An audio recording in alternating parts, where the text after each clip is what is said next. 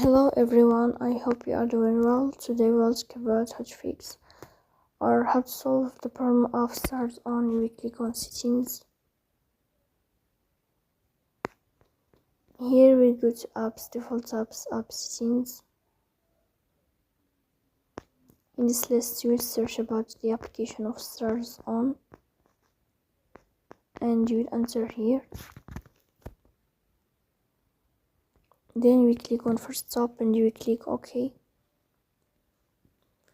Then you will enter to the window of storage.